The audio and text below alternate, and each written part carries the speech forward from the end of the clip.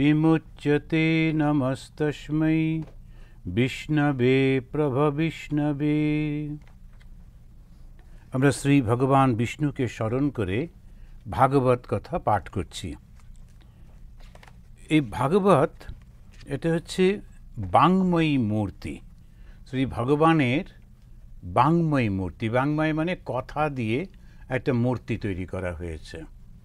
তো বারংবার ভগবান শ্রীরামকৃষ্ণদেব বলছেন যে দেখো তোমরা এই ভগবানের কথা স্মরণ করো। তো ভগবানের কথা স্মরণ কী করে করব? নামটা আমরা জপ তো করি, জপের সময় নামটা বলি, কিন্তু তার কথা স্মরণ কী করে করব? তো আমরা এই ভাগবতেরই একটা অংশ আছে যেখানে কপিল মুনি তার মাকে বলছেন যে ভক্ত কে।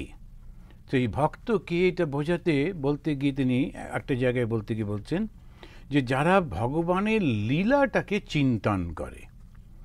তো এই লীলা চিন্তনের জন্যেই ভাগবতের সৃষ্টি। যখন আমরা প্রথম দিকে পড়ছিলাম ভাগবতে, তখন আমরা জানি ব্যাসদেব তিনি খুব একেবারে দুঃখ নিয়ে বসেছিলেন।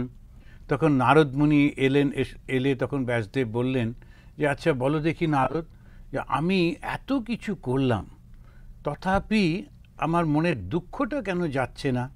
এটা আমি তো সমস্ত করেছি, যত বেদ ছিল সেটাকে বিভাগ করেছি, তা এরকম তো তা আমার দুঃখ কেন যাচ্ছে না? তখন নারদ মুনি বলেছিলেন তুমি সাধারণের জন্যে কিছু করনি তো, তুমি যেগুলো করেছো যারা অত্যন্ত অলরেডি যারা উন্নত তাদের জন্যে, এই যে সমস্ত বেদের, সাধারণ মানুষ এই বেদ পড়ে তো বুঝতে পারবে না, তা তুমি তো সেটা করনি। বলে সেটা কি? তুমি ভগবানের লীলাটাকে, জীবনটাকে ব্যক্ত করো, তখন সেইটি তুমি ধ্যান করো, তখন দেখতে পাবে। ওই ধ্যানের মধ্যে তিনি যেগুলো দেখেছিলেন সেটা থেকে ভাগবত তৈরি করলেন। এখন তখনকার দিনে ঋষি মুনিরা তারা সবসময় ওই জ্ঞানের পথে যেতেন, বিচারের পথে যেতেন। ভগবানের লীলা কে তাকে কি বলছে, তিনি কি করছেন, এগুলোর মধ্যে ওরা যেত না। ফলে বেশিরভাগ লোকই এটাকে নেবে না, এটা উনি বুঝতে পারলেন। তাহলে কি করা যায়? তখন ব্যাসদেব সব থেকে বিখ্যাত যিনি, তাঁরই পুত্র শুকের মাধ্যমে এই ভাগবত প্রচার করালেন। তো ব্যাসদেবও উনি জানতেন যে কি করে এটাকে ঠিক লোকের কাছে পৌঁছে দেওয়া যায়। লোকে অ্যাকসেপ্ট করবে কেন? যখন দেখলো শুকদেবের মতো মহাজ্ঞানী তিনি এই ভাগবতটা প্রচার করছেন, তখন লোকেরা, বিশেষ করে ঋষিরা সবাই খুব কৌতূহলী হলো। সব ঋষি কিন্তু শুনতে যায়নি। পরবর্তীকালে যখন তারা জানতে পারল শুকদেব ব্যাখ্যা করেছেন, এবং সেই ব্যাখ্যাটা যখন ওই শ্রুত যারা সব কথা শুনে শুনে মনে রাখতে পারত, সে যখন সেইটা শুনে এবং গান করতে করতে যাচ্ছে, তখন নৈমিষারণ্যের মধ্যে তাকে আটকে তাকে বলা হলো তুমি একটু থাকো, আর তুমি তো ওইখানে ছিলে যেখানেতে শুকদেব ব্যাখ্যা করেছেন, আমাদের কাছেও সেটা একটু বলো। তো সেইটি তখন শুক বলছেন এবং সেটা আমরা এখন পাঠ করছি। তো সুতরাং খুব সুন্দর করে বর্ণনার পর বর্ণনা। তা আমরা দেখেছি কেমন করে স্বয়ং ভগবান যিনি আবির্ভূত হয়েছেন, যেমন তিনি দেবকীর কাছে আবির্ভূত হচ্ছেন, কিন্তু গর্ভে প্রবেশ করছেন না বলে পণ্ডিতরা বলছেন যেন তিনি আবির্ভূত হচ্ছেন। একবার মাত্র তিনি মানবীর শরীরে প্রবেশ করেছিলেন, গর্ভে প্রবেশ করেছিলেন। কাকে না? অর্জুনের নাতিকে বাঁচাবার জন্যে। তখন সেই ঘটনাগুলো আমরা সব একটা একটা করে করে পড়ে শুনে গেছি। এবারে সমস্ত সব কিছু হয়ে টুয়ে গেল, তখন উত্তরা সে খুশি, সব কিছু মিটে গেল। এইবারে ভগবান যখন ওই রথে উঠতে যাচ্ছেন, বলছেন যে এবারে আমাকে ছেড়ে দাও, আমি চলে যাই। তো তখন সে এসে এই কুন্তী দেবী তিনি এসে প্রার্থনা করছেন। এইটা আমরা গতবারে পড়ছিলাম। সে কুন্তী প্রার্থনার মধ্যে তিনি তখন বলছেন যে তুমি বিপদ, হে জগৎগুরু কৃষ্ণ, সর্বদাই যেন আমাদের এই রকম বিপদ হয়। এটা খুব অদ্ভুত একটা প্রার্থনা করছেন। কুন্তী বলছেন হে ঋষিকেশ, তুমি আমার পুত্রগণ সহ আমাদের সব সময় রক্ষা করেছ, আমার সেই জন্যে তোমার প্রতি খুব কৃতজ্ঞ। কিন্তু বলে যে প্রার্থনাটা করছে সেটা খুব অদ্ভুত, সাধারণত এটা আমরা ভাবতেই পারবো না। তিনি বলছেন না, কিন্তু তুমি এই বিপদগুলো আমাদের সবসময় দেবে, এই বিপদ থেকে আমাকে কখনো উদ্ধার করো না। কেননা যেই বিপদটা শেষ হয়ে যাবে, যখন সব কিছু খুব সুন্দর হবে, তখন আমি তোমাকে ভুলে যাব, ভুলে যাবার সম্ভাবনা। বিপদে থাকলেই আমি তোমাকে তখন ডাকবো। তখন মাতা কুন্তী তাদের বলছেন যে তুমি আমাদের বিষ, আগুন, রাক্ষস, কপট পাশা, বনবাস সব থেকে তুমি রক্ষা করেছ। তো বিপদঃসন্তু তাম শাশ্বত তত্র তত্র জগদ্গুরো ভবতো দর্শনম যৎ স্যাৎ অপূর্ণ ভবদর্শনম। হে জগৎগুরু শ্রীকৃষ্ণ, তত্র তত্র জগৎগুরু, তিনি কৃষ্ণকে বলছেন জগতের গুরু। এই গুরু শব্দটার মানে কি? যিনি আমাদের অজ্ঞানটাকে দূর করে দেন। জগৎটাই তো অজ্ঞান, আমাদের রক্ষা করছো কিন্তু কোথায়? এই জগতে। এই জগৎটাই তো অজ্ঞান, জগৎটাই তো আসলে নেই। সেজন্য কুন্তী যদিও ভগবানকে ডাকছেন, কিন্তু তিনি জ্ঞানী, সেজন্য সম্পূর্ণভাবে তিনি জানেন এই জগতে যে আমাদের যা কিছু রিলেশন দেখছি, যা কিছু ঘটনা, যা কিছু সমস্ত বেদান্তের দৃষ্টিতে এগুলো ভগবানেরই একটা সৃষ্টি। তো ভগবান আমাদের রক্ষা করো, ভগবান আমাকে, আচ্ছা বেশ, কতদিন রক্ষা করবেন? একদিন না একদিন তো শরীর পাত হবেই। তো সুতরাং আমি ওইসব চাইছি না, আমি চাইছি সম্পূর্ণভাবে যাতে আমি তোমার মধ্যে থাকতে পারি।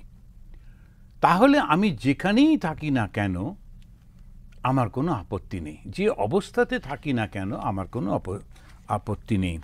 বিপদঃসন্তু তাঃ শাশ্বত, তুমি হে কৃষ্ণ, তিনি বলছেন যে তুমি আমাদের যতই বিপদ যেমনই হোক না কেন তার থেকে তুমি আমাকে রক্ষা করতে হবে তা নয়, কিন্তু আমি যাতে তোমাকে স্মরণ করতে পারি, ভবতো দর্শনম যৎ স্যাৎ, যাতে আমি তোমাকে দর্শন করতে পারি সদা সর্বদা, সেইটি তুমি আমাকে ব্যবস্থা করে দাও। তখন উনি পরপর বলে চলেছেন কুন্তী দেবী যে উচ্চ বংশের জন্ম, ধন, ঐশ্বর্য, বিদ্যা, এগুলি থেকে আমাদের তুমি রক্ষা করো। উচ্চ বংশে জন্ম কেন? ভীষণ অহংকার আসে। এই বংশ এক পরিচয়ে একটা বিশাল ব্যাপার, ভীষণ সমস্যার সৃষ্টি হয়। এমনকি যে সাধুরা একটু ধনী পরিবার থেকে আসে, সেও মাঝে মাঝে ইন্ডিকেশন দেয় আমি অমুকের। কেউ যদি একটা খুব বিখ্যাত ইউনিভার্সিটি তার সার্টিফিকেট থাকে, তখন সে সবসময় বলতে থাকে এই তো আমি ওই ইউনিভার্সিটিতে যখন পড়তাম ইত্যাদি, উনি আমার এরকম ছিলেন।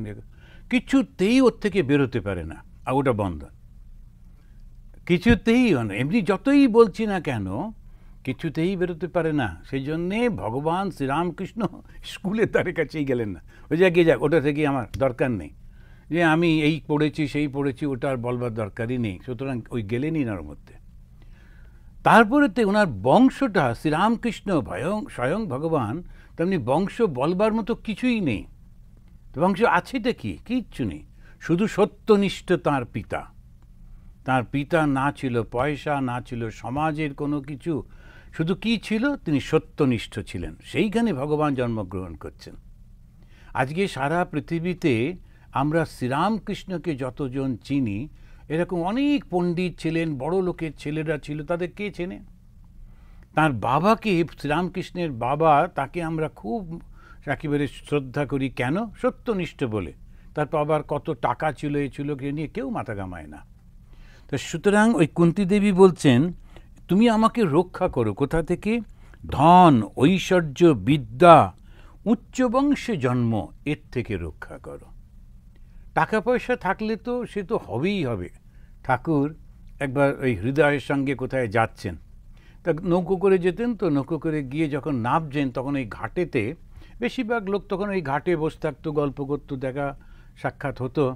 তখন একটি লোক যে ঠাকুরের কাছে আসতো, সে ওই ঘাটে বসেছিল, অনেক দিন আসতো ঠাকুরের কাছে, মাঝখানে আসা বন্ধ হলো, আসে না।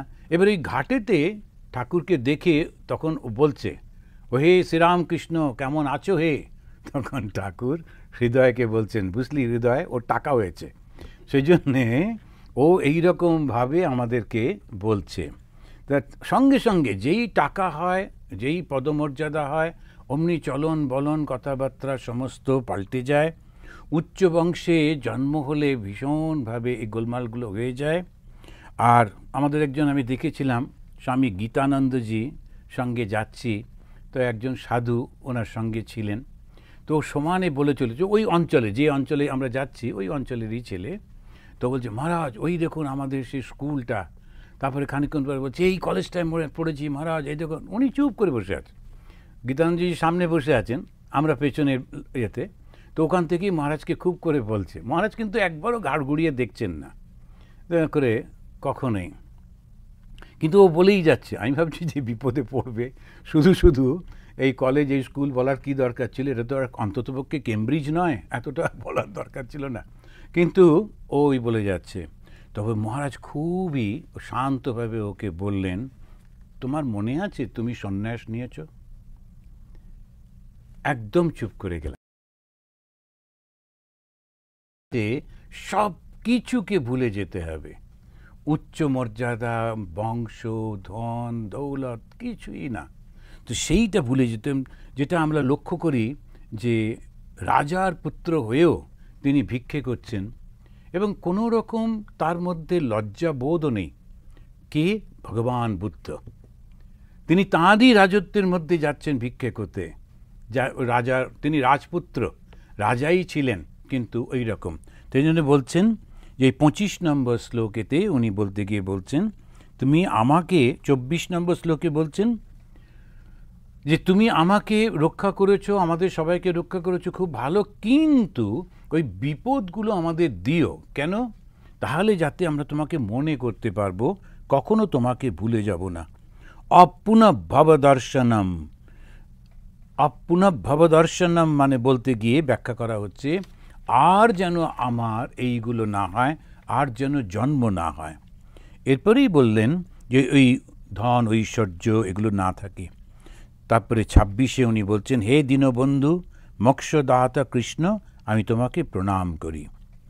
হে কৃষ্ণ, তুমি কালম, তুমি অন্তর্যামী, ঈশানম, তুমি জগৎ নিয়ন্ত্রা, অনাদি নিধনম, তুমি আদি ও অন্তহীন, বিভূম, প্রভু তুমি সমদৃষ্টি সম্পন্ন, সমম দর্শনম। এইটা উনি বলছেন যেটা, সেটাতে আমরা লক্ষ্য করলাম, তুমি করহিচিত দয়িতা দেশচ্চ অস্তি, তোমার কেউ বা প্রিয় বা অপ্রিয় নেই। একটা অসাধারণ কথা বলছেন, ভগবানের কেউ প্রিয় বা অপ্রিয় বলে কিছু নেই। আমরা মনে করি যে খুব ভগবানের কাছের লোক ভগবানের খুব প্রিয়, কেন এরকম কোনো কিছু নেই, প্রিয় বা অপ্রিয় বলে কেউ নেই।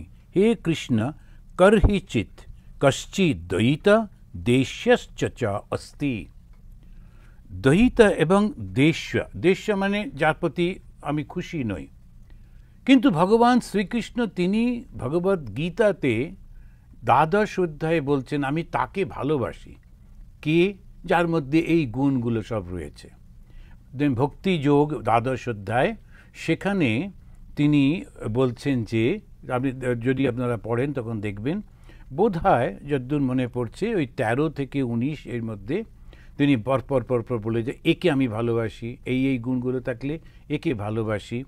তো অদ্বেষ্টা সর্বভূতানাম ইত্যাদি করে করে যেই গুণগুলোর কথা বলছেন, যে তাহলে তিনি দেশ নেই বলছেন কেন? এখানেতে যখন দেবী কুন্তী বলছেন যে তুমি হচ্ছে স্বয়ং ঈশ্বর, তোমার কারোর প্রতি বিশেষ আকর্ষণ, কারোর প্রতি দেশ এটা নেই কেন? এটা সত্যি সত্যি কারোর প্রতি নেই। কিরকমভাবে? যেখানেতে ঈশ্বরীয় ভাবগুলো প্রকাশিত, সেখানে তো ভগবান স্বয়ং রয়েছেন। যেমন নরেন্দ্রনাথ যখন আসতেন, ভগবান শ্রীকৃষ্ণ তিনি উদ্বেল হয়ে উঠতেন এবং অন্যদের মনে হতো ওকে বেশি ভালোবাসে, ভালো ভালো মিষ্টি টিষ্টিগুলো ওর জন্যই সব রেখেছেন, আমাদেরকে জন্যে অতটা দেন না। তো এরকম একটুখানি হতোই। কেউ কেউ আবার বলেও ছিলেন যে আচ্ছা আমরা কি বানের জলে ভেসে আসা, সব মিষ্টিগুলো নরেনের জন্য তুলে রাখেন কেন? তো বানের জলে ভেসে আসা মানে চাইনি, এসে গেছে এরকম। তো এই ক্ষেত্রে যদি দেখি, এর পরবর্তী যে যদি আমরা পড়ে দেখেছি, সেখানে ঠাকুর নরেন্দ্রনাথকে বলছেন তুই আর আমি কি আলাদা? ওইটাই লক্ষ্য করতে হবে। যেখানেতে তিনি বলছেন যার মধ্যে সত্যগুণের প্রকাশ বেশি, সে তো আমার মধ্যেই রয়েছে। তো ভগবান দেশ করছেন না, কিন্তু সত্যগুণও দিয়েছেন, তমগুণও দিয়েছেন। তুমি যদি তমটা নাও তাহলে ভগবানের থেকে দূরে তুমি রয়েছ, ভগবানের কিছু এসে যাচ্ছে না। যেই প্রকাশটা হচ্ছে তখন মনে হচ্ছে কাছে, আসলে ভগবানেরই প্রকাশ হচ্ছে। সূর্যটা রয়েছে, কিন্তু যে কাঁচের ওপরে মাটি লেপা রয়েছে সেখানে রিফ্লেকশন হচ্ছে না, আর যে কাঁচটা পরিষ্কার তার উপরে সূর্যের রিফ্লেকশন খুব বেশি হচ্ছে, এই পার্থক্য। কিন্তু উনি সমানে যে কাঁচের উপরে মাটি রয়েছে, ধুলো রয়েছে, রিফ্লেকশন হচ্ছে না, ওখানেও কিন্তু সূর্যের আলো পড়ছে। সেই দৃষ্টিতে দেখতে গেলে তিনি বলছেন যে তুমি কখনো কাউকে বিশেষ করে প্রিয় বা অপ্রিয় করো না। এইটাই হচ্ছে ঠিক ঠিক ভগবানের দৃষ্টিটা। এটা আমরা যখন বোঝবার চেষ্টা করি যে ভগবান একে ভালোবাসেন ওকে ভালোবাসেন না, তা কিন্তু না। যে মুহূর্তে এরকম বিচার আসবে সেই মুহূর্তেই ভগবান আর ভগবান থাকবেন না। যে সন্ন্যাসী মানে কি সমদৃষ্টি সম্পন্ন, যদি সন্ন্যাসীর সমদৃষ্টি না থাকে তখনও কিন্তু সন্ন্যাসী হয়নি। যেই পরিপূর্ণভাবে সন্ন্যাস হবে তখন হচ্ছে তার কোনো সমদৃষ্টি হয়ে যাবে, কখনো এইটি ভালো ওইটি মন্দ এই বোধ থাকবে না, এই আমার ও আমার নয় এটা থাকবে না। কিন্তু যাদের মধ্যে সত্যগুণের প্রকাশ বেশি তার মধ্যে সে নিজেকে দেখতে পাবে, যাদের মধ্যে নয় তারা স্বাভাবিকভাবে ওই শুদ্ধ সত্য থেকে দূরে থাকবে। যেমন আবার একটা উদাহরণ, ওই সিদ্ধেশ্বর সিধু তিনি মাস্টারমশাইকে নিয়ে গেলেন ঠাকুরের কাছে, মহেন্দ্রনাথ গুপ্ত। তো সিদ্ধেশ্বর আর মহেন্দ্রনাথ দুজনে গেলেন ঠাকুরের কাছে, কথামৃতের একেবারে প্রথম। দেখ সেখানে গিয়ে সিদ্ধেশ্বরও ঠাকুরকে দেখলেন, মাস্টারমশাইও ঠাকুরকে দেখলেন। সেকেন্ড টাইম সিদ্ধেশ্বর আর ওখানে গেলেনই না, কেননা ওই ঠাকুরের কথা ওইগুলো তার ভালো লাগলো না। আর মাস্টারমশাই যত দিন পেরেছেন, যখনই সুযোগ পেয়েছেন ওখানে গেছেন এবং সমস্ত কথাগুলো তিনি লিখে লিখে রেখেছেন, তাই আমরা কথামৃতটা পেয়েছি। তা এই দুজনের মধ্যে ঠাকুর কাকে বেশি ভালোবাসলেন আর কাকে বাসলেন না, তাই কি? এ তো গেলই না, সিদ্ধেশ্বর তো গেলই না, কেননা ওর উপরে সূর্যের যে আলোটা পড়ল সেটা রিফ্লেক্টেডই হলো না, এইটাই। তো সেই জন্যই বলছেন যে এত সুন্দর করে তিনি বলছেন, হে কৃষ্ণ তুমি আমাদেরকে রক্ষা করেছ, সব ভালো, কিন্তু তুমি আমাদেরকে একটু বিপদের মধ্যে রেখো যাতে ডাকতে পারি, আর দেখো আমাদেরকে এই এই জিনিসগুলো দিও না, উচ্চ বংশ, দারুণ শিক্ষা, অত্যন্ত পয়সা, এইসবগুলো দিও না, তাতে আমাদের অনেক অসুবিধে, কেননা আমরা তোমাকে ভুলে যেতে চাই না। আমরা বলছেন বটে, কিন্তু কুন্তী নিজের জন্যই বলছেন। এখন আমাদের দেশেতে যখনই আমরা কথা বলি আমরা প্লুরাল ব্যবহার করি আমরা, কিন্তু আসলে যে আচ্ছা আমরা চাইছি আপনি থাকুন, ভদ্রলোক নিজেই বলছেন। এবারে তিনি যে একটা ভোট নিয়েছেন ফ্যামিলি মেম্বারদের থেকে নিয়ে সেটা মুখপাত্র তা কিন্তু না, এমনি বলছেন। সাধারণত আমি বলছি এই কথাগুলো আমরা বলতে চাই না, বলি না, কেননা তাতে অহংকার প্রকাশ হয়। এই দেশেতে সবটা আমি, আর আমাদের ওখানে যেটা সেটা আমরা। তো এখানে বলছেন তুমি আমাদেরকে একটু বিপদেই রেখো বরং, তাতে আমরা তোমাকে ডাকতে পারবো, আমাদের একটু অন্য কিছু চাই না, এমন কিছু দিও না যাতে আমরা তোমাকে ভুলে যাই। শৃণ্বন্তি গায়ন্তি গৃহ্ণন্তি অভিশ্নসঃ স্মরন্তি নন্দন্তি তবেহিতম জনাঃ তে এব পশ্যন্তি অচিরেণ তাবকম ভবপ্রবাহ পরমম পদাম্বুজম। এবারে তিনি বলতে গিয়ে বলছেন যে কে সেই 35 ভার্সে আমরা পড়ছি, তো কে না শৃণ্বন্তি, যে শ্রবণ করে, ভগবানের কথা যে শোনে, ভগবানের কথা শুনতেই ইচ্ছেই করে না। বেশিরভাগ সময় ভগবানের কথা শুনতে ইচ্ছে করে না। যখন কেউ কেউ বলে যে মহারাজ কথামৃত পড়তে শুরু করেছিলাম আর সারা রাত পড়েছি, থামতে পারিনি, তখন আমি সত্যি অবাক হই। এই ভদ্রলোক সবে শুরু করলেন, মানে প্রথম দিন কথামৃতটা তার হাতে পৌঁছেছে। উনি বলছেন আমি যখন প্রথম পাতা থেকে পড়তে শুরু করলাম ভাবলাম আচ্ছা 1-2 পাতা, যেমন আমরা বলি শোবার আগে 1-2 পাতা কথামৃত পড়ে তারপরে শোবেন, কিন্তু বলছে আমি তো থামতে পারছি না, সারা রাত পড়ে বইটা শেষ করতে পারিনি, তারপরে তো ওই রকমভাবেই হয়ে গেল। তখন আমি মনে মনে বললাম, ওনাকে কিছু বলিনি, মনে মনে ভাবছি কীরকম অদ্ভুত পবিত্র মন দেখো, প্রথম দিন ওই বইটা পড়তে শুরু করে থামতে পারছে না, এত ভালো লাগছে, একটার পর একটা কথা পড়ে চলেছে। তো এই জন্যে হচ্ছে যে যখন ভগবানের কথা শুনতে ভালো লাগছে, জানতে ভালো লাগছে, তার মানেই মনটা পবিত্র হয়ে গেছে, মনটা শুদ্ধ হয়ে গেছে। তা না হলে ভগবানের কথা শুনতে পছন্দ হবেই না কিছুতেই। তো ওইটাই হচ্ছে ইন্ডিকেশন। তো আমরা যখন কোথাও যাই, যখন ভগবানের কথা শুনি, ঠাকুর শ্রীরামকৃষ্ণদেব তিনি তো ইঙ্গিত করছেন, তো তার দেখবেন কথামৃতর মধ্যে রয়েছে কোনো কোনো জায়গায় মেলা দেখতে গেছে, আগেকার দিনে গ্রামে সব মেলা টেলা হতো, সেখানেতে ওই মাটির পুতুল দিয়ে কৃষ্ণ লীলা হয়েছে, কৃষ্ণের সমস্ত। আর একটা জায়গাতে তারা এই মানে সেই বাজে মহিলা, সে একটা ঝাড়ু নিয়ে তার উপপতিকে মারছে, এরকম ধরনের সমস্ত ওই মূর্তি টূর্তি রয়েছে। তো একজন চিৎকার করে আরেকজনকে বলছে, কি ওখানে দেখছিস, এখানে আয়, আসল মজাটা এইখানে। তো ওইটা ওর খুব ভাল লাগছে যে এরকম সমস্ত নানান রকমের ওই বিচ্ছিরি সংসারের সব এই জিনিসগুলো ওই লোকটির খুব পছন্দ, এবং সে অন্যকেও উৎসাহিত করছে যে ওখানে তুই কি দেখছিস, এখানে চলে আয়। এটাতে বুঝতে পারা যায় যে মনের অবস্থাটা কোনটা। এইরকম যাদের মানসিক অবস্থা, তো তাদের কাছে ভগবান একটু দূরে, তখন মনে হয় ভগবান ওদের ভালোবাসেন না, তা কিন্তু না, ওই আসলে হচ্ছে আমি ভগবান থেকে দূরে রয়েছি। সেই জন্য শঙ্করাচার্য বললেন মনঃশুদ্ধি প্রকরণম, মনটাকে শুদ্ধ করতে হবে, তা না হলে কিছুতেই হবে না। এন্ড সমস্যা একটা অসাধারণ ভয়ঙ্কর সমস্যা, সেটা কি না, আমাদের এই মনটাই ভগবানের থেকে আমাদেরকে বিচ্ছিন্ন করেছে। আবার এই মনটা ছাড়া ভগবানের কাছে পৌঁছবার মতো আর কোনো কিছু নেই। তো না, এই মনটাতেই আমাদের ভগবানের কাছে পৌঁছতে হবে, অথচ মনটার মধ্যেই গোলমাল। সেই জন্য ওই কথায় কথায় দেখবেন বাংলায় বলতো যে যখন এই ভূত ছাড়াতো, ওই গ্রামের দিকে সব থাকতো না, তখন সর্ষের মধ্যে এরকম করে করে মন্ত্র দিয়ে এরকম করে ছুঁড়ে ছুঁড়ে দিত, কারো কারো এরকম ভূত, আসলে মানসিক নানা রকম উত্তেজনা এরকম হতো। তো যাই হোক, তখন বলতো যে সর্ষের মধ্যেই ভূত রয়েছে, তা আমি ভূতটাকে তাড়াবো কী করে? সত্যি তো, যে সর্ষেগুলো মন্ত্রপুত করে আমি ওকে দেবো, ওর মধ্যেই ভূতটা বসে আছে, তো আমি এখন কি করে?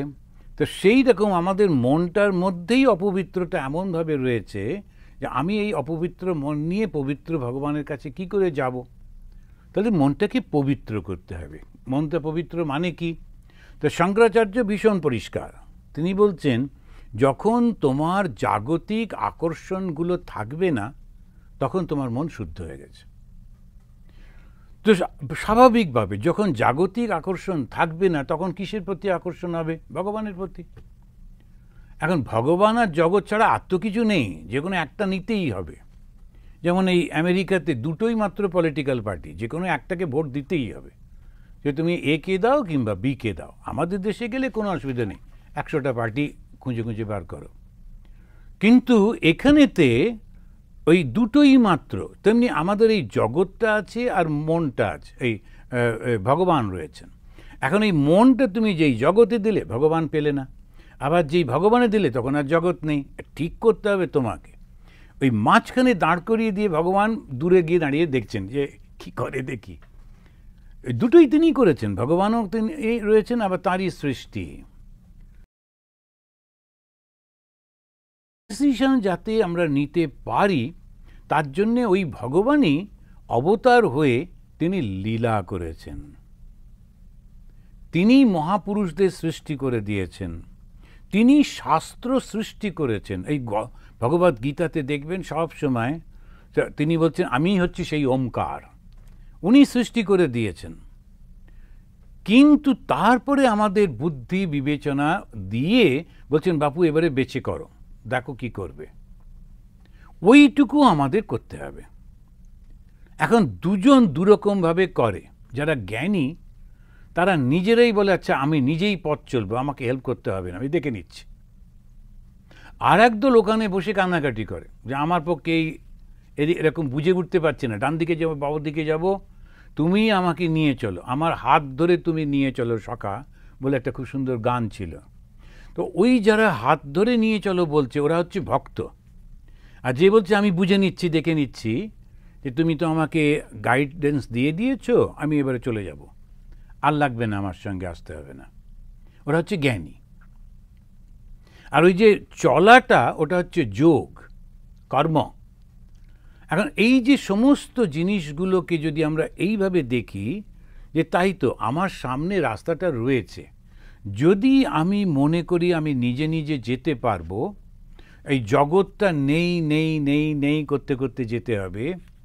যখন লোকেরা আমাকে নিন্দা করছে আমাকে ভাবতে হবে যে কিসের নিন্দা, কতগুলো শব্দ মাত্র, আমি ওইটা নিয়ে কোনো চিন্তা করছি না। যখন প্রশংসা করছে তখন ভাবতে হবে কিসের প্রশংসা, কতগুলো শব্দ মাত্র, আমি ওটা নিয়ে চিন্তা করছি না। এই বিচার করতে করতে এগোতে হবে। যদি না পারি তখন শ্রী শ্রী মা যেমন বলেছেন আমাকে মা বলে ডেকো। এবারে সঙ্গে সঙ্গে যেমন ছোট বাচ্চারা কিছুতেই হলেই মা বলে কান্নাকাটি, তেমনি ওই মা বলে গিয়ে ডাকা যে আমাকে তুমি আমার পথ দেখিয়ে নিয়ে চলো। তো এই দুটোর মাঝখানে কি করে যাব, মনটাকে শুদ্ধ করব কি করে? তখন বলছেন শৃণ্বন্তি, শুনতে হবে। তা ভগবানের কথাটা ভালো করে শুনতে হবে, রোজ রোজ শুনতে হবে, আর শুনতে শুনতে মনটা একটা শুদ্ধ পবিত্র আকার ধারণ করবে। তারপরে গায়ন্তী, গান করতে হবে। আমরা কোনটা গান করি?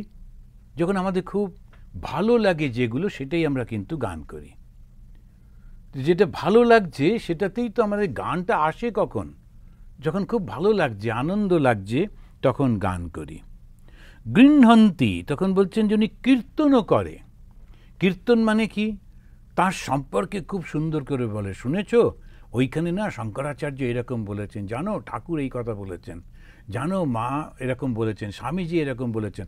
নিজেদের মধ্যে এই যে আপনারা পাঠ করেন, নিজেদের মধ্যে আলোচনা করেন, আর বলতে আপনাদের খুব ভালো লাগছে, তো ওইটা হচ্ছে কীর্তন।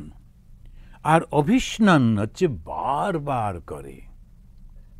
একবার করল আর হয়ে গেল তা কিন্তু না, বারবার সে ওই কথাগুলো আলোচনা করছে।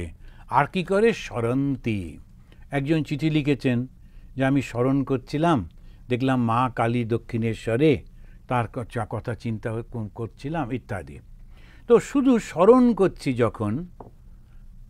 এখন একজন খুব সুন্দর বললেন, তো বলছেন যে মহারাজ আমি একটা গান, তো এই যেমন থাকে আমাদের বাংলাতে, তা বলছেন যে নগর ফেরো মনে করো প্রদক্ষিণ শ্যামা মারে।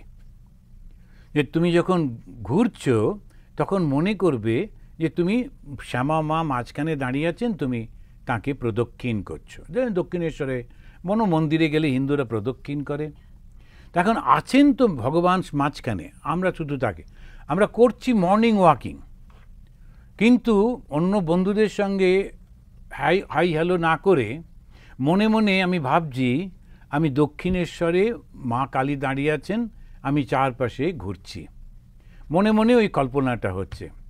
কতখানি সুন্দর ধ্যান হচ্ছে ভেবে দেখুন। শ্রী শ্রী মা দাঁড়িয়ে আছেন, আমি এরকম ঘুরছি, এইটা চিন্তা করা স্মরন্তি। তো স্মরণ করছি বিভিন্নভাবে। যখন ঠাকুরকে আমি খাবার দিচ্ছি, ঠাকুর বসে এসে খাচ্ছেন, যেমন মা যখন ডাকতেন খাবার দিতেন, অন্যরা বলতো যারা মায়ের কাছে থাকতেন, যেন মনে হতো সেই গোপাল, তারপরে ভগবান শ্রীরামকৃষ্ণ, তারা সব গুটি গুটি যাচ্ছেন মায়ের সঙ্গে খেতে বসছেন। মা ওই সবাইকে থালা সাজিয়ে দিয়ে এসে এসে ডাকতেন, এসো ঠান্ডা হয়ে যাবে, খেয়ে নাও। মানে খুব অদ্ভুত ব্যাপার। আমরা এত মন্ত্রতন্ত্র বলি, কিন্তু মা খাবার থালা সাজিয়ে টাজিয়ে দিয়ে ভোগটা সাজিয়ে বলতেন, এসো গোপাল, এসে বসে পড়ো, খাবার ঠান্ডা হয়ে যাবে। আবার যারা পেছনে বসে দেখতেন, ওদের মনে হতো সত্যি সত্যি গোপাল গুটগুট করে এসে বসে খাচ্ছেন। এই হচ্ছে একদম সেই স্মরণ করছেন, স্মরন্তি। স্মরণ করতে তো কোনো অসুবিধা নেই, নিজের থেকে আমি ভাবছি। তো সেই জন্যে এই যে ইমোশনটা, এই ইমোশনটাকে যদি ঠিক ঠিক ব্যবহার করা যায়, তাহলে আধ্যাত্মিক জীবনে খুব তাড়াতাড়ি উন্নতি হয়। কারণ যাদের মধ্যে ইমোশনগুলো বেশি আছে, তখন সেই ইমোশনটাকে ভগবানের দিকে ঘুরিয়ে দেওয়া। নন্দতি, খুব আনন্দ করে। যেমন ঠাকুরকে মালা পরিয়ে দিয়ে দূর থেকে দেখে আর খুব নিজেই খুশি। তখন একজন মহারাজ ছিলেন, উনি ওই দেখে একটু দূর থেকে দাঁড়িয়ে এপাশ থেকে ওপাশ থেকে দেখতেন। তারপরে কেউ যখন এসছে তখন একটু পরিচিত হলে বলতেন, ভালো দেখাচ্ছে না ঠাকুরকে, খুব সুন্দর লাগছে না? তখন হ্যাঁ মহারাজ, খুব সুন্দর লাগছে, ওই যে ফুলগুলো খুব ভালো গন্ধ, ঠাকুরে খুব খুশি হচ্ছেন। এমনি শুনে মনে হবে যে ও বাবা, এ তো মহাপাগল, কিন্তু তা না, উনি ভীষণ আনন্দে ভরপুর। বাইরের দুনিয়ায় কি হচ্ছে না হচ্ছে খেয়ালই নেই এ মাকে। আর আমরা অনেক সময় দেখেছি, যখন ওই তিলক পরাচ্ছে, তখন ওই চোখের উপর দিয়ে ওই যে ওটা আস্তে আস্তে করে নেমে আসছে, সেই রঙটা ওর খেয়ালই নেই, এটা তিলক পরিয়ে দিল। ঠাকুরের ছবি, ও ছবিতে আর কি আছে, কিন্তু তা তো নয়। ঠাকুরের ছবি চোখের উপরে ওই রঙটা পড়ছে, ওর ভীষণ অসুবিধে হচ্ছে।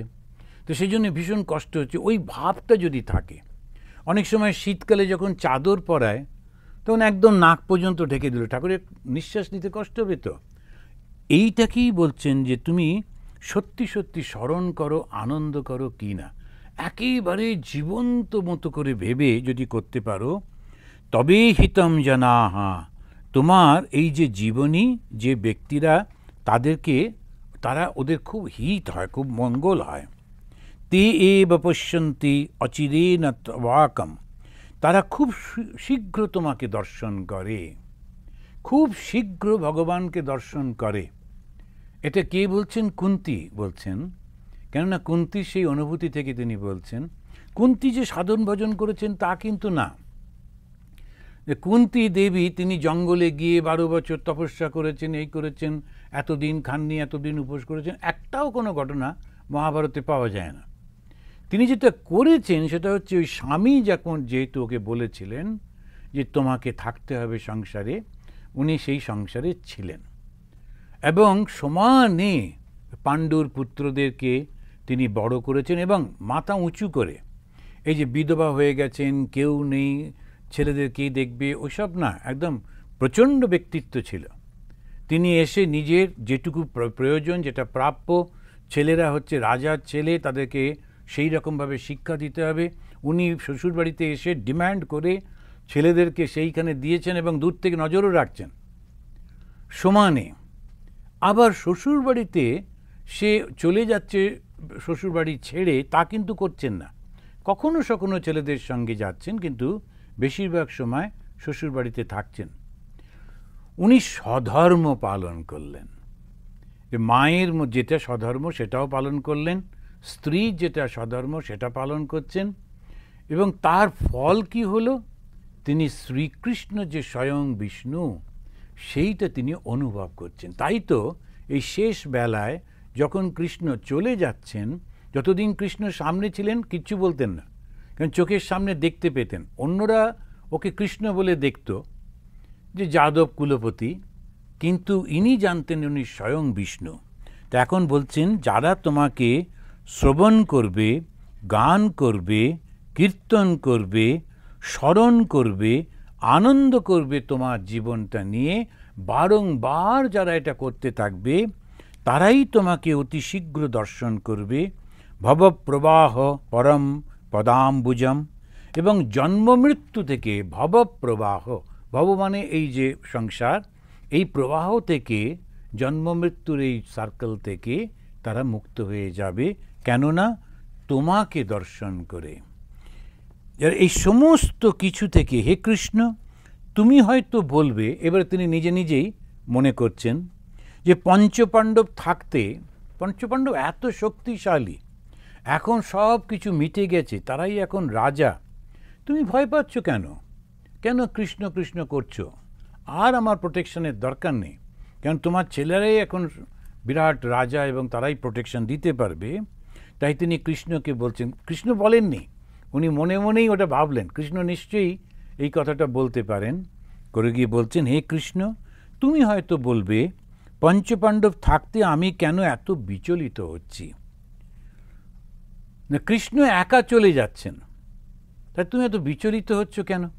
তখনও বলছেন কারণ আমি জানি শরীরে প্রাণ না থাকলে এই ইন্দ্রিয়গুলোর কীরকম অবস্থা হবে। এখন কৃষ্ণই হচ্ছে প্রাণ, তো সেই ভগবানই যখন চলে যাচ্ছে অন্যরা বুঝতে পারছে না, এমনকি যুধিষ্ঠিরও বুঝতে পারছেন না। যুধিষ্ঠির এত প্রাজ্ঞ লোক ছিলেন, তিনিও মনে করছেন আচ্ছা কৃষ্ণ চলে যাচ্ছে ওই পর্যন্ত। কিন্তু কৃষ্ণ চলে যাওয়ার, ভগবান দূরে চলে যাওয়া, এইটা যে একই জিনিস সেটা যুধিষ্ঠিরও বুঝতে পারছেন না, কিন্তু কুন্তী বুঝতে পারছেন। সেই কুন্তী বলছেন যে তুমি বলতে পারো যে আমি এত বিচলিত হচ্ছি কেন, তার কারণ আমি জানি শরীরে প্রাণ না থাকলে ইন্দ্রিয়গুলো কীরকম অবস্থা হয়। তুমি চলে গেলে পঞ্চপাণ্ডব ও অন্যান্যদের ঠিক সেই অবস্থায় হবে। এইবারেতে শ্লোক হচ্ছে 36 থেকে 39, এই ভাবটা কুন্তী প্রকাশ করছেন বারংবার, এবং একটি অসাধারণ প্রার্থনা তিনি আবার করছেন। এবারে সেই প্রার্থনা করতে গিয়ে তিনি বলছেন যে 40 নম্বর শ্লোকে কুন্তী দেবী বলছেন যে তুমি अथ विश्वेश विश्वात्मन विश्वमूर्ते सकेषु मे स्तेन पाशम इमं चिन्दी दृढ़म पाण्डुषु বৃষ্ণীষু। এই জন্য কুন্তির প্রার্থনা হচ্ছে খুব বিখ্যাত প্রার্থনা। দেখবেন অনেক সাধুরাই বলবেন যে মহাভারতে কুন্তির প্রার্থনা হচ্ছে খুব বিখ্যাত। তো মাঝে সাঝেই আমরা শুনেছি এই আমাদের মহারাজদের মুখে, স্বামীজিদের মুখে কুন্তির প্রার্থনা, তখন বুঝতে পারতাম না, এখন ভাগবত পড়িনি। পরে যখন পড়লাম তখন দেখলাম সত্যি তো কুন্তির এই প্রার্থনা খুব অসাধারণ, কথাগুলো খুব অদ্ভুত অদ্ভুত। তো প্রথমেই বললেন আমাকে তুমি এমন কখনো কিছু দিও না যাতে আমি তোমাকে ভুলে যাই, এরকম, বরঞ্চ একটু দুঃখ টুক্ষ থাকলে ভালো, তোমাকে মনে পড়বে। তারপরে পরবর্তী যদি কালে জন্মও হয়, সেই জন্ম তুমি এমনভাবে দিও না যাতে ভীষণ উচ্চ বংশ এবং শিক্ষা এবং অর্থ এই সমস্তর জন্য আমি তোমাকে ভুলে যাব, ওইরকমও যেন কখনো না হয়, যাতে আমি তোমাকে মনে করতে পারি। আমার জন্ম হোক তাতে অসুবিধা নেই, কিন্তু এইরকম, এই বলে বলে এইবারে তিনি বলছেন তিনি জানেন কৃষ্ণকে যেতেই হবে। কেন?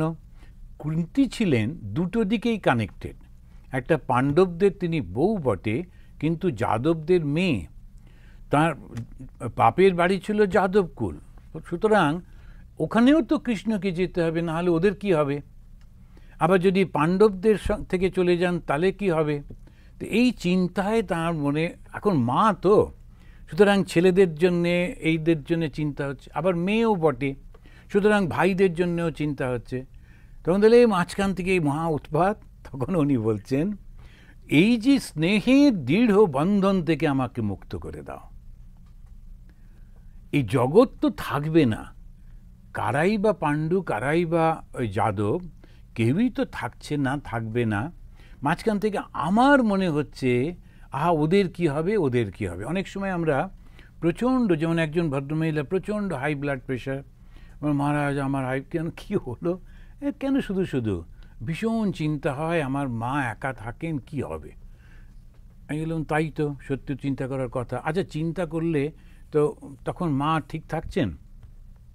না, মার তো প্রায় অসুখ, চিন্তা করেও মায়ের অসুখ হচ্ছে, এবার চিন্তা না করলে মায়ের অসুখ হয় কিনা সেটা একবার দেখুন।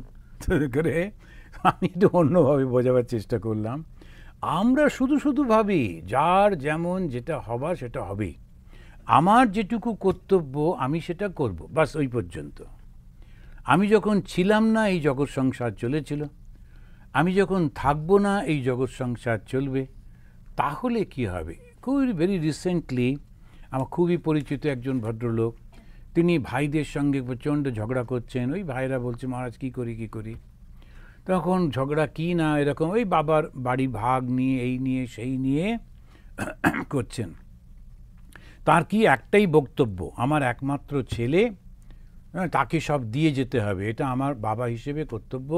সুতরাং আমার যতটুকু আমি নিজে যেটা কামিয়েছি সেটা ঠিক, আমার নিজের যে পয়সা প্লাস আমার বাবার থেকে যেটা পাওয়া না ওটাও দাও, এবার আমি ছেলেকে দিয়ে যাব।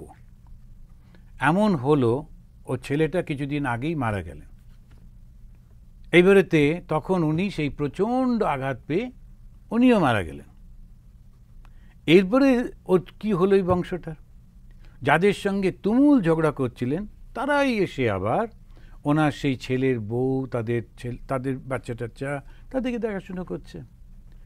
এখন কয়েকদিনের জন্যে, মাত্র কয়েক বছরের ঘটনা, আমি দূর থেকে দেখছি, তাই তো দেখো কীরকমভাবে একটা সিনেমার মতো পুরো জীবনটা সামনে এসে গেল। এখন এই যে ঘটনাগুলো যখন ঘটে, এর থেকে কি শিক্ষা আমরা পাই? যে আমি থাকি আর না থাকি, যা চলবার চলতেই থাকবে। মাঝখান থেকে আমি নিজেকে জড়িয়ে ফেলে মনে করি আমি না থাকলে এই জগৎটার কি হবে, এটাই খুব গোলমাল হয়ে যায়। তো সেইখানে উনি গিয়ে বলছেন, সেইটা অনুভব করে কুন্তী দেবী বলছেন, তোমার কাছে আমার একটা শেষ প্রার্থনা। কি প্রার্থনা? আমার যে স্নেহ বন্ধন রয়েছে আমার পুত্রদের প্রতি এবং আমার ভাইদের প্রতি, আমার শ্বশুর বাড়ির প্রতি এবং বাবার বাড়ির প্রতি, সেইটা তুমি ছিন্ন করে দাও। দেখুন কীরকম অদ্ভুত প্রার্থনা। অথবা বিশ্বেশা, হে বিশ্বের ঈশ্বর, বিশ্বেশা, বিশ্ব আত্মা, এই বিশ্বের তুমি আত্মা, প্রাণটাই তুমি।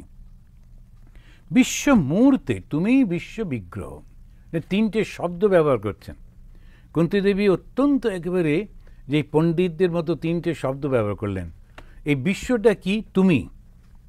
এখন বিশ্বের মধ্যে কি রয়েছে? যাদবরাও রয়েছে, আবার পাণ্ডুরাও রয়েছে।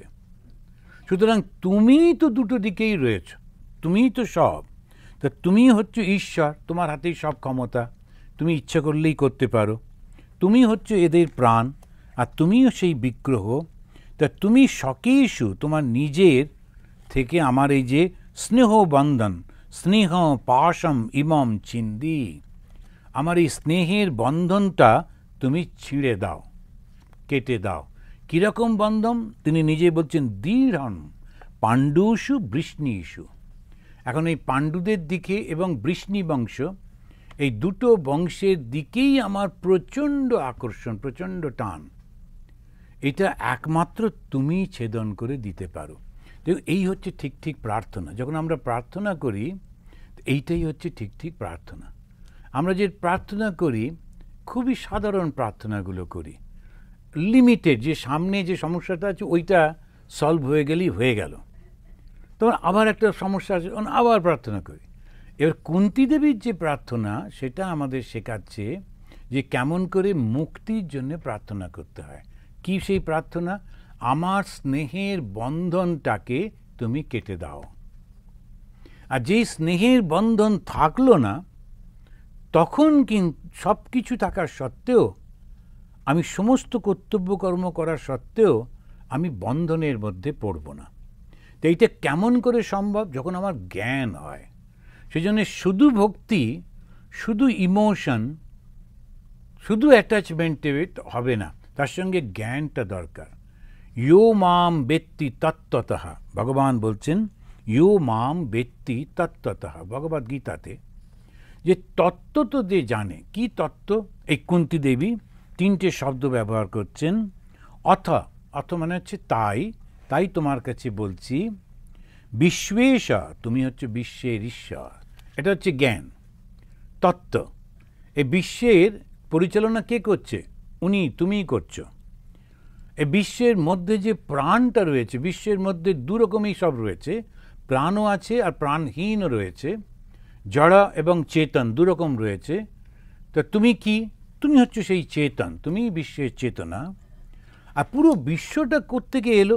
তুমিই বিশ্ব বিগ্রহ, তুমিই হচ্ছে সেই বিশ্বের সব কিছু। এটা হচ্ছে জ্ঞান। তাহলে আমি কোথায় থাকি? আমি তো বিশ্বের মধ্যেই। তা আমার সমস্যাটা কোথায় হলো?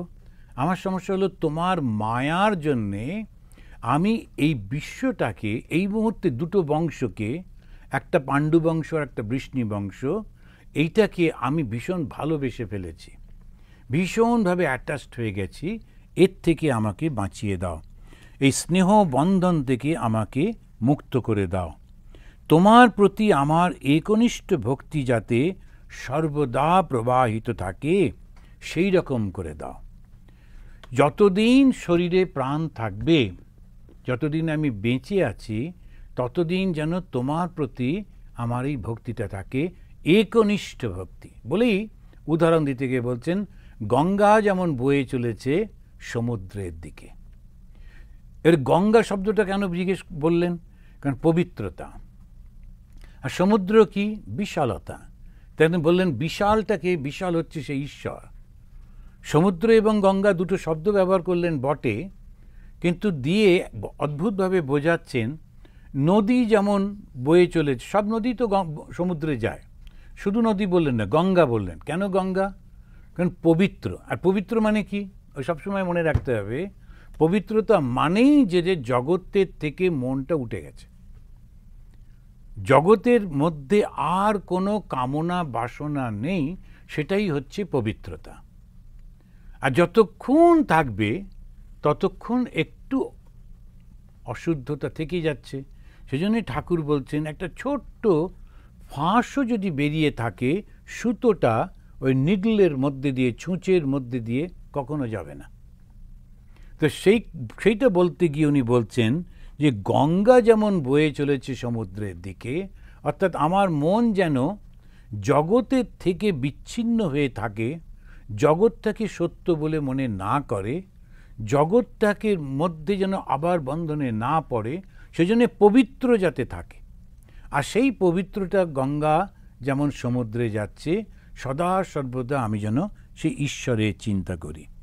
তো কুন্তির কথা শুনে কৃষ্ণ হাসছেন। তখন ওখানেতে এবারে বর্ণনা করছেন আমাদের সুত। সেই সুত বর্ণনা করতে গিয়ে বলছেন, এই কুন্তির কথা শুনে কৃষ্ণ হাসছেন, কোনো রকম আর্গুমেন্ট করছেন না, প্রত্যেকটা কথাই তিনি গ্রহণ করছেন। আর সুত বলছেন, এই সেই হাসি যে হাসি জগৎকে মুগ্ধ করে দেয়, যেটা সমস্ত জগৎটা মায়াতে এমন ভাবে পড়ে রয়েছে, আমাদের মনে হচ্ছে এটা কি ভালো, এটা কি সুন্দর, ইত্যাদি ইত্যাদি সব কিছুতে।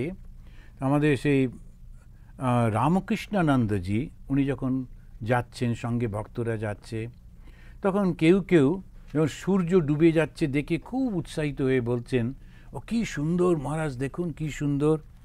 তখন মহারাজ দু তিনবার বলবার পর বলছেন, এই সৌন্দর্য যিনি সৃষ্টি করেছেন তাকে চিন্তা করো। এইটা দেখে, প্রকৃতির একটা রূপ দেখে তোমার মনে হচ্ছে কি সুন্দর, তুমি মুগ্ধ হচ্ছ, এবারে যিনি সৃষ্টি করেছেন তার সৌন্দর্যটা চিন্তা করো। সেজন্য সব কিছুর মধ্যে ঘুরে ফিরে যেতে হবে সোর্সে। তা কুন্তী দেবীর প্রার্থনার মধ্যে দিয়ে আমরা সেইটাই পেলাম। তা কৃষ্ণ খুব সুন্দর এটাকে গ্রহণ করছেন, করে তিনি বলছেন যে বাঢ়ম ইতি। তখন ওই 44 শ্লোকেতে তিনি বলছেন বাঢ়ম ইতি। বাঢ়ম ইতি মানে তথাস্তু, তাই হোক। তো কি হবে? যখন কুন্তী বললেন আমার বন্ধন ছেদন করে দাও। কি সেই বন্ধন? স্নেহের বন্ধন। এই স্নেহের বন্ধনটা তুমি উঠিয়ে নাও, তাহলে আমি সম্পূর্ণভাবে মুক্ত হয়ে যাব। তো এই যে সন্ন্যাস, সন্ন্যাস মানে কি? সন্ন্যাস মানে সম্যক ন্যাস, ত্যাগ করতে হবে। তো কি ত্যাগ করতে হবে? ওই বন্ধনটা ত্যাগ করতে হবে। কি বন্ধন? আমি আমার, এটাই তো বন্ধন। বারবার ঠাকুরের কথা, আমি আমারটাই তো বন্ধন। আবার ঠাকুর আরেকটু স্পেসিফিক করে বললেন অহংকার ত্যাগ। শ্রী শ্রী মাও বলছেন যে এইটা যদি হয় তাহলে হয়ে যাবে, বাসনা ত্যাগ হলে এক্ষুনি হচ্ছে। তো বাসনা ওই অহংকারের সঙ্গে যুক্ত থাকে। এইটা থেকেই উনি বললেন। এরপরেতে আজকে আর আমরা কন্টিনিউ করব না। যুধিষ্ঠির এসে গেলেন। যুধিষ্ঠির এসে খুব কাঁদছেন। কি হলো? তখন বললেন আমি ভীষণ পাপ করেছি, এই পাপ থেকে আমাকে একটু মুক্ত করো। কৃষ্ণ বলছেন কোথায় পাপ করেছো তুমি? তুমি তো স্বধর্ম পালন করেছো। ভগবান স্বয়ং বলছেন, কিন্তু যুধিষ্ঠির মানতে পারছেন না। সেই কারণে যদি লক্ষ্য করা যায়, যখন শ্রীকৃষ্ণ ভগবান গীতাতে বলছেন যে এইটা আমি, এইটা আমি, এইটা আমি, এইটা আমি বলে কোনটার মধ্যে বলতে গিয়ে বলছেন পাণ্ডবানাম ধনঞ্জয়, যে পাণ্ডব যে পাণ্ডব তার মধ্যে আমি হচ্ছি অর্জুন। কিন্তু অর্জুন মতেই একটা ধর্ম করতো বলে মনে হয় না। অর্জুন যুদ্ধ বিগ্রহ করতো, এটা ওটা করে বেড়াতো, নানান রকম জায়গা থেকে ট্যাক্স তুলে আনতো, এইসব নানান। ধনঞ্জয় নাম হয়েছিল ওই ট্যাক্স তুলতে বলে। ও গিয়ে সবার কাছ থেকে দাও, আমাদের টাকা দাও বলে তুলে দিল। কিন্তু যুধিষ্ঠিরের ধার্মিক হিসেবে নাম ছিল। তথাপি ভগবান কিন্তু বললেন না যে পাণ্ডবানাম যুধিষ্ঠিরা, আমি পাণ্ডবদের মধ্যে যুধিষ্ঠির। যুধিষ্ঠির মিথ্যে কথা বলতেন না, যুধিষ্ঠির কারোর সঙ্গে ঝগড়া করতেন না, যুধিষ্ঠির কোনো কিছু। কিন্তু যুধিষ্ঠিরের ঈশ্বরে পরিপূর্ণ বিশ্বাস ছিল না। সেই কারণেতে ও যেটাই করছে ওর মধ্যে একটা ডাউট থাকতো। একেও ক্ষত্রিয় রাজা, কিন্তু ওর যুদ্ধতে ভীষণ ওর দুঃখ। আর একে মারবো, ওকে তাহলে ছেড়ে দাও, প্রথম থেকেই ছেড়ে দেওয়া উচিত ছিল। তা ছাড়ছে না, কেননা যে রাজপুত্র, সুতরাং সেই ওটাও ছাড়বো না, ওটাও থাকতে হবে। ও বলতেই পারতো ভীম রাজা হোক, আমি ওটা চাই না, আমি ভীমকে সাপোর্ট করব। তা বলল না, সেও বসে আছে দাদা হিসেবে ওটা যাতে পাওয়া যায়, সেটাও কিন্তু রয়েছে। আবার যে ওখানে যুদ্ধ তো করতে হবে, তুমি তো ক্ষত্রিয়, যুদ্ধ করবে না কেন? ওখানেও আবার ডাউট, যুদ্ধ করলে ক্ষত্রিয় আমার পাপ হবে এত। সেটাতে বলতে গিয়ে উনি বলছেন 47 ভার্সে, আমি শুধু উল্লেখ করছি যে আমি কত অক্ষহিনী সেনা মেরেছি ভেবে দেখো, কত মানুষ মারা গেছেন। অক্ষহিনী বলতে গিয়ে এখানে হিসেব দিয়ে বলছেন ভাগবতে 2,18,700 সৈনিককে একসঙ্গে অক্ষয়হিনী বলতো। আজকালকার যেমন এরকম নানা রকম থাকে না, ওদের এক একটা কাউন্টিং থাকে। তো অক্ষয়হিনী তখনকার দিনে বলা হতো 2,18,700 সৈন্য। তার মধ্যে হচ্ছে 21,000 যারা রথে করে যুদ্ধ করত, আর 21,000 যারা হাতির পিঠে চড়ে যুদ্ধ করত। আমি রাউন্ড ফিগার বলছি, পদাতিক 1,09,350 জন থাকত। অশ্ববাহিনী ছিল 65,600, আর সব মিলিয়ে এরকম 2,18,700 এক একটা হচ্ছে অক্ষয়হিনী সেনা। তো এইরকম কতজন সেনাকে আমি হত্যা করেছি, আমার অনেক পাপ হয়েছে। কৃষ্ণ বলছে কোনো পাপ হয়নি, তুমি কোনো চিন্তা করো না। তবুও শুনছে না, প্রফিউজলি কাঁদছে। তখন কৃষ্ণ একটা কাজ করলেন, বললেন তুমি এক কাজ করো, তুমি সবথেকে শ্রেষ্ঠ যে ব্যক্তি তিনি হচ্ছে ভীষ্ম, তিনি এখনও তো মারা যাননি, মৃত্যুশয্যায় রয়েছেন, তুমি ওকে গিয়ে জিজ্ঞেস করো, তুমি তো ওরই সৈন্যদের মেরে ফেলেছ, ওকে গিয়ে জিজ্ঞেস করো তোমার কি কোনো পাপ হয়েছে, ওকে গিয়ে জিজ্ঞেস করো কেমন করে রাজত্ব চালাবো, কী করা উচিত, চলো আমিও তোমার সঙ্গে যাই। তো এইবারে আমরা সেইটা, ওই যুধিষ্ঠির তখন যাচ্ছেন, তার সঙ্গে সবাই যাচ্ছে দলে দলে। আমরা ওই এর পরের দিনে আমরা শুনব যে ভীষ্ম সরসজ্জায় শুয়ে তিনি কি বলছেন। আজকে এই পর্যন্ত। আমাদের এই 7টার সময় প্রেয়ার আছে, আর বেশি সময় নেই, তারপর শান্তি বলে শেষ করি, কেমন? ওম শান্তি শান্তি শান্তি। হরি ওম তৎসৎ।